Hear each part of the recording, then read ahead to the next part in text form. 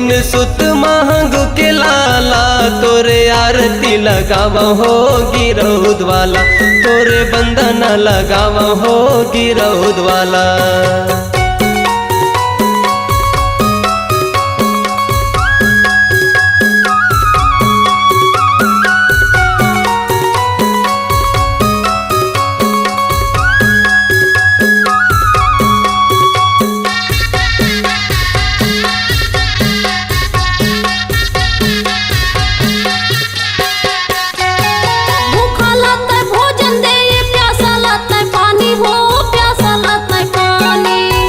लाते भोजन दे प्यासा लाते पानी हो, प्यासा लाते पानी, प्यासा लाते पानी हो, प्यासा लाते पानी, प्यासा लाते पानी हो, प्यासा लाते पानी। अंधरा लाते आँखी दे कोढ़िन लाते काया, अंधरा लाते आँखी दे कोढ़िन लाते काया, तोर चरण माँ बोहे बाबा अमृत धारा। तोरे बंधन लगाव हो गिरौद वाला, तोरे आरती लगाव हो गिरौद वाला।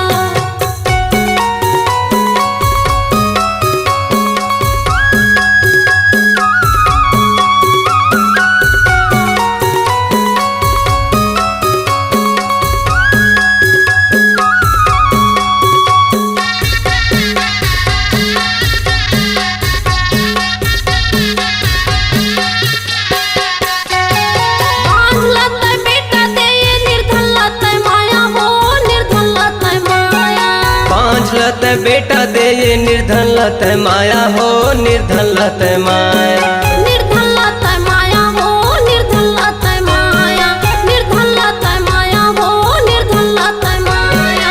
मूर्ख मन में ज्ञान भरे है सत्य बारे ज्योति, मूर्ख मन में ज्ञान भरे है सत्य बारे ज्योति, नाम अमर है जगमा बाबा लागे हीरा मोती। तोरे बंधन लगाव हो गिरौद वाला, तोरे आरती लगाव हो गिरौद वाला।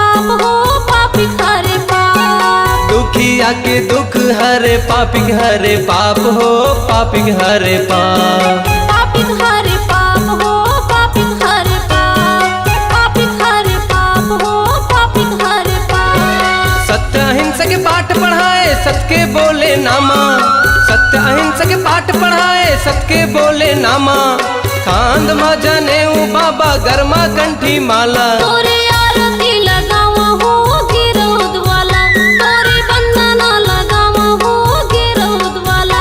हमरो तीन सुत महंगू के लाला, तोरे आरती लगाव हो गिरौद वाला, तोरे बंधन लगाव हो गिरौद वाला।